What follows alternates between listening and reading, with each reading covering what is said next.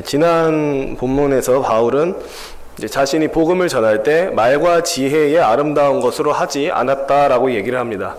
왜 바울은 말과 지혜의 아름다운 것, 그러니까 뛰어난 화술을 가지고 복음을 전하지 않았느냐? 그가 그렇게 한 이유는 누군가가 복음을 듣고, 그러니까 예수 그리스도를 듣고 믿게 되는 것이 이제 사람의 언어 구사 능력이나 탁월함에 기대고 있지 않기 때문입니다. 그럼 사람이 복음을 듣고 예수를 믿는 것은 무엇에 기대고 있느냐? 바울은 말하기를 오직 성령의 나타내심과 능력에 기대고 있다, 이런 얘기를 합니다. 그러니까 한마디로 바울은 믿음을 주시는 분은 성령님이시고, 그렇기 때문에 말과 지혜의 아름다운 것으로 사람을 설득하거나 애써 그럴 필요가 없다라는 얘기를 했었습니다. 그리고 이제 오늘 본문에 이르러서 바울은 왜 꼭 성령의 역사를 통해서만 복음, 그러니까 예수 그리스도가 믿어지고 효력이 발생되는지 그 이유를 이제 설명을 합니다. 6절을 제가 읽어보겠습니다. 그러나 우리가 온전한 자들 중에서는 지혜를 말하노니 이는 이 세상의 지혜가 아니요 또 이 세상에서 없어질 통치자의 지혜도 아니요 라고 얘기를 합니다. 이 6절에서 지금 바울이 계속 지혜라는 표현을 자꾸 반복해서 쓰는데요, 일단은 여기서 말하는 지혜는 복음을 가리키고 있습니다. 그러니까 예수 그리스도를 믿는 자는 구원을 얻는다라는 그 복음을 가르치는 표현이 여기서 지혜입니다. 그러면 왜 바울은 복음을 지혜라고 부르는가? 그것은 지혜가 가지고 있는 기능이 있기 때문에 그렇습니다. 그러니까 예를 들어서 사람도 어떤 목적이나 목표가 있을 때 그 목적과 목표를 이루기 위해서 활용하는 게 있습니다. 무엇을 활용하냐면 자신이 가지고 있는 지혜를 활용합니다. 어떻게 하면 내가 원하고 바라고 있는 이것을 얻을 수 있는가? 어떻게 하면 내가 목표하고 있는 것을 성취할 수 있는가를 생각하면서 자신의 지혜를 활용합니다. 그러니까 마찬가지로 사람의 영혼에 있어서, 우리 사람에게 있어서 최고의 목표이자 최고의 목적이 무엇이냐라고 한다면 영혼의 구원이라고 할 수 있습니다. 그럼 이 영혼의 구원을 이루어주는 수단, 영혼의 구원을 가능케 하는 수단은 무엇이냐라고 했을 때 그게 바로 예수 그리스도의 복음인데, 그러니까 예수 그리스도의 복음이 수단이 되어서 영혼의 최고의 목표인 구원을 이루어 준다라는 점에서 바울은 복음을 지혜라고 얘기를 합니다. 그냥 간단하게 생각하시면 됩니다. 여기서 바울이 말하는 지혜는 어떤 지혜지? 라고 한다면 그냥 예수 그리스도의 복음을 가리킨다고 이해하시면 됩니다. 근데 바울은 말하기를 이 지혜, 그러니까 복음은 세상의 지혜자들의 머릿속에서 나온 것도 아니고 통치자나 어떤 철학자들의 머릿속에서 나온 지혜도 아니라고 얘기를 합니다. 다시 한번 말씀드리자면 예수 그리스도를 믿는 자는 구원을 얻는다라는 이 복음이 사람의 머릿속에서 고안된 것이 아니라는 얘기를 합니다. 이거 사람이 만들어낸 것 아니다. 사람의 머릿속에서 나온 것이 아니다라고 얘기를 합니다. 그럼 이 복음은 대체 어디서부터 나왔는가? 어디로부터 나왔는가? 바울이 7절, 8절에서 얘기를 합니다. 우리 7, 8절 같이 읽어보도록 하겠습니다. 오직 은밀한 가운데 있는 하나님의 지혜를 말하는 것으로서 곧 감추어졌던 것인데 하나님이 우리의 영광을 위하여 만세 전에 미리 정하신 것이라. 이 지혜는 이 세대의 통치자들이 한 사람도 알지 못하였나니 만일 알았더라면 영광의 주를 십자가에 못 박지 아니하였으리라. 아멘. 그러니까 바울은 지금 이 지혜, 그러니까 복음이 어디로부터 나왔냐라고 얘기를 한다면 사람으로부터 나온 것이 아니라 하나님으로부터 나온 것이다. 영원 전부터 하나님이 이 복음을 가지고 계셨다. 복음의 기원은 사람이 아니라 하나님이시다라는 얘기를 합니다. 그래서 이제 어떤 문제가 생기냐면요, 이 복음이 사람의 지혜에서 나온 것이 아니라 하나님의 지혜에서 나온 것이기 때문에 예수 그리스도의 복음이 사람에게서 고안된 것이 아니라 하나님으로부터 고안된 것이기 때문에 어떤 문제가 생기냐면 사람이 그것을 이해하지 못한다라는 겁니다. 하나님으로부터 나온 것이기 때문에 사람이 복음을 들었을 때 받아들이거나 이해하지 못한다라고 얘기를 합니다. 그래서 바울이 8절에서 말하기를 이 세대의 통치자들이 만약에 이 복음을 올바르게 알아볼 수 있었다면 예수 그리스도를 십자가에 못 박지 않았을 것이다 라는 얘기를 합니다. 그러니까 다시 풀어서 얘기를 하자면 당대 유대인들 가운데 지혜자라고 불릴 수 있었던 그 유대 종교 지도자들은 복음의 핵심인 예수 그리스도를 알아보지 못했습니다. 그러니까 우리 앞에 있는 이 예수 그리스도라고 하는 사람이 우리를 구원하기 위해 오신 하나님이자 우리의 대속자다라는 인식이 없었습니다. 이분이 우리를 구원하러 오셨구나. 그것을 알아보지 못했기 때문에 유대 지도자들은 본디오 빌라도에게 요청을 하죠. 예수를 십자가에 못 박아 죽이라고 요청을 합니다. 그들이 왜 예수를 십자가에 못 박아 죽이라고 요청을 했냐면 예수님이 구원자인 것을 알아보지 못했기 때문입니다. 저분이 하나님이 우리를 구원하기 위해서 보내신 구원자구나라는 이해가 없었기 때문에, 그걸 알아보지 못했기 때문에 예수를 죽이라고 그렇게 소리쳤던 겁니다. 물론 그들의 그 악한 음모가 결국 예수님을 십자가에 달려 죽게 하시고 우리를 구원하는 그 통로로 사용되었지만, 일단 그들이 예수님을 십자가에 못 박아 죽인 이유는 예수님을 좋아해서가 아니라 저분을 구원자로 알아봤기 때문이 아니고 저분을 구원자로 알아보지 못했기 때문에 십자가에 못 박은 것입니다. 그럼 본디오 빌라도는 어땠습니까? 유대 지도자들이 예수님을 십자가에 못 박아 죽이라고 요청했을 때 그 요청을 거절하지 않습니다. 왜냐하면 본디오 빌라도 역시 예수님이 구원자인지 알아보지 못했습니다. 저분이 하나님이 보내신 구원자라는 것을 알아보지 못했습니다. 그래서 그들은 어떻게 했냐면 예수를 십자가에 못 박아 죽였습니다. 그래서 바울도 얘기를 하죠. 통치자들이 예수 그리스도를 알아보지 못했기 때문에 영광의 주를 십자가에 못 박아 죽였다. 이 영광의 주가 지칭하고 있는 것이 예수 그리스도입니다. 참 하나님이시자 인간의 중보자이자 구원자로 오신 예수 그리스도를 영광의 주로 지칭하고 있습니다. 하여튼 다시 말씀드리자면 예수 그리스도를 믿으면 구원받는다라는 이 복음이 사람에게서 나온 것이 아니라 하나님에게서 나온 것이기 때문에 사람은 이것을 이해할 수가 없다. 받아들일 수 없다. 그래서 어떤 일이 생겼냐면 유대 지도자들이나 본디오 빌라도나 예수님을 구원자로 알아보지 못하고 십자가에 못 박아 죽였다라고 얘기를 합니다. 그리고 계속해서 이제 바울은 왜 사람들이 예수 그리스도를 알아보지 못했느냐, 왜 복음을 받아들이지 못했느냐를 9절에서 이렇게 말합니다. 기록된 바 하나님이 자기를 사랑하는 자들을 위하여 예비하신 모든 것은 눈으로 보지 못하고 귀로 듣지 못하고 사람의 마음으로 생각하지도 못하였다함과 같으니라. 여기서 말하는 하나님이 자기를 사랑하는 자들을 위해 예비하신 모든 것, 이 9절에 나오는 이 표현이 그냥 쉽게 얘기하면 예수 그리스도와 예수 그리스도를 통해서 얻게 되는 은혜를 가리키는 말입니다. 그러니까 예수 그리스도와 예수 그리스도를 통해서 얻게 되는 은혜는 사람들이 눈으로 보지도 못하고 귀로 듣지도 못하고 생각하지도 못하던 것이었다. 그러니까 사람이 가지고 있는 감각으로는 예수 그리스도를 알 수 없었다. 사람이 가지고 있는 일반적인 이성적 능력으로는 예수 그리스도를 알 수 없었다라는 얘기를 합니다. 그럼 대체 누가 알 수 있느냐? 하나님으로부터 나왔기 때문에 사람이 일단 이것을 알 수 없었다. 그래서 본디오 빌라도와 종교 지도자들은 예수님을 알아보지 못하고 십자가에 달려 죽게 하셨다. 그럼 누가 알 수 있는가? 사람들이 이렇게 모르는데 어떻게 알 수 있는가에 대해서 바울이 10절에서 12절에서 설명을 합니다. 이 세 절을 한번 같이 읽어보도록 하겠습니다. 10에서 12절입니다. 오직 하나님이 성령으로 이것을 우리에게 보이셨으니 성령은 모든 것 곧 하나님의 깊은 것까지도 통달하시느니라. 사람의 일을 사람의 속에 있는 영 외에 누가 알리요? 이와 같이 하나님의 일도 하나님의 영 외에는 아무도 알지 못하느니라.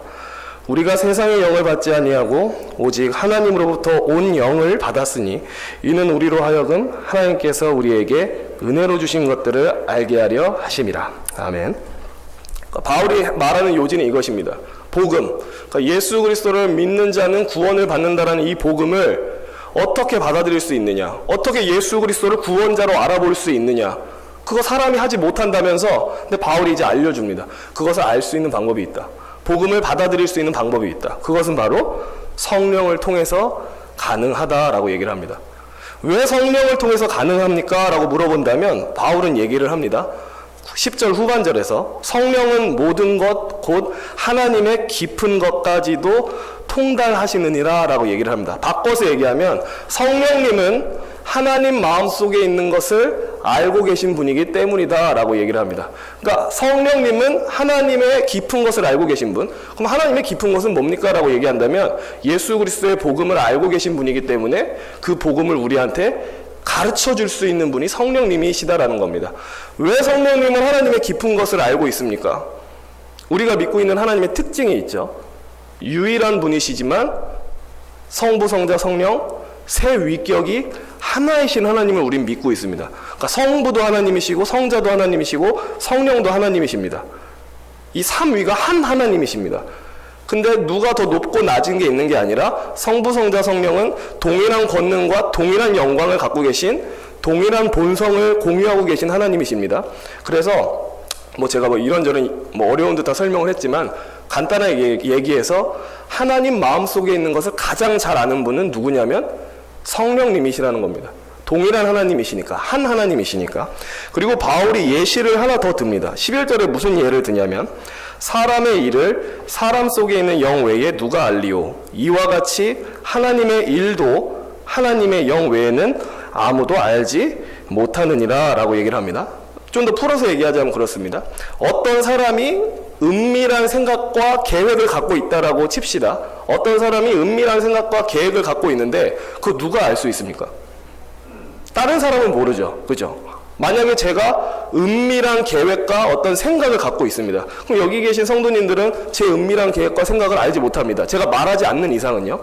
근데 알고 있는 존재가 하나 있어요. 그게 뭐냐면 제 안에 있는 영은 저의 생각과 마음을 알고 있습니다. 그죠? 저의 은밀한 계획과 생각이라도 제 안에 있는 심령은 그것을 알고 있습니다. 마찬가지입니다. 예수 그리스도를 통해서 우리를 구원하고자 하는 하나님의 이 위대한 계획은 사실 하나님만 알고 계신 거죠. 근데 하나님만 알고 계신 게 아닙니다. 누구도 알고 계시냐면 성령 하나님도 알고 계십니다. 사람의 계획을 사람의 영혼이 알고 있듯이 하나님의 계획은 하나님의 영이신 성령님이 알고 있다는 겁니다. 그냥 간단하게 다시 말씀을 드리겠습니다. 예수 그리스도를 통해서 구원을 주시고자 하는 계획은 하나님만 알고 계신데 하나님만 알고 계신 것이 아니라 하나님의 영이신 성령 또한 그것을 알고 계신다. 그러니까 한마디로 성령 하나님은 예수 그리스도를 통한 구원 계획을 알고 계시는 분이다. 그래서 이 성령님이 우리 안에 들어오시면 어떤 효과가 일어나냐면 우리 또한 하나님이 갖고 계신 구원 계획을 알게 되는 겁니다. 하나님이 예수 그리스도를 통해서 우리를 구원하고자 하셨구나라는 사실을 알게 된다라는 겁니다. 이 성령님이 우리 안에 비로소 들어옴으로써 말이죠. 성령님이 우리 안에 오시기 전까지는 우리는 이것을 깨달을 수 없습니다. 물론 기독교가 가르치는 구원의 가르침이 사실 굉장히 단순합니다. 그냥 귀로 들으면 논리적으로는 쉽게 이해됩니다. 하나님의 아들이 인간으로 오셨고 그분이 우리를 대신에 십자가에 달려 죽으시고 부활하셨다. 그를 믿는 자는 구원을 얻는다. 얼마나 쉽습니까 사실. 되게 쉬워요. 논리적으로도 쉽고 이해하기도 쉽고 외우기도 쉽습니다. 근데 문제는 이 쉬운 내용을 듣는다고 해서 모든 사람이 그걸 다 동의하고 믿지 않는다라는 거죠. 정말 그렇구나. 그게 부인할 수 없는 사실이구나 하고 그것을 받아들이지 않는다라는 겁니다. 그 말은 바꿔서 얘기하면 예수 그리스도의 복음을 제대로 알지 못한다라는 겁니다. 그러면 누가 예수 그리스도를 통한 구원을 알고 믿을 수 있는가? 깨달을 수 있는가? 오늘 본문은 말하기를 오직 성령 하나님이 이것을 가능하게 하신다라고 얘기를 합니다. 그러니까 바울이 얘기하는 논점은 지난주랑 계속 똑같습니다. 우리에게 믿음을 주시고 신앙을 주시고 영적 이해력을 주시는 분은 성령님이시다. 내가 특출나서 내가 지혜로워서 나한테 뭔가 탁월함이 있어서 하나님의 구원 계획인 예수 그리스도를 받아들이는 게 아니다라고 자꾸 얘기를 합니다. 12절에서 바울이 얘기합니다. 우리가 세상의 영을 받지 아니하고 오직 하나님으로부터 온 영을 받았으니 이는 우리로 하여금 하나님께서 우리에게 은혜로 주신 것들을 알게 하려 함이라 라고 얘기를 합니다. 그러니까 하나님이 우리에게 베풀고자 하시는 은혜가 있습니다. 예수 그리스도를 우리에게 주셨고 또 예수 그리스도를 통해서 많은 영적 복을 주시고자 합니다. 근데 이걸 모든 사람이 알아채진 못해요. 그럼 이거 어떻게 알아챌 수 있습니까? 라고 했을 때 우리가 하나님의 영을 받음으로써 그것을 알아챌 수 있다. 성령이 들어오셔야만 우리에게 영적 감각이 생겨서 성령이 들어오셔야만 영적 이해력이 생겨서 예수 그리스도와 복음을 받아들일 수 있게 되는 것이다 라고 바울이 설명을 합니다. 다시 한번 말씀드리지만 사실 기독교의 이 핵심 가르침인 복음은 되게 단순합니다. 하나님의 아들이 인간으로 오셨고 우리의 죄를 대신해 십자가에 달려 죽으셨고 사흘 만에 부활하셨다.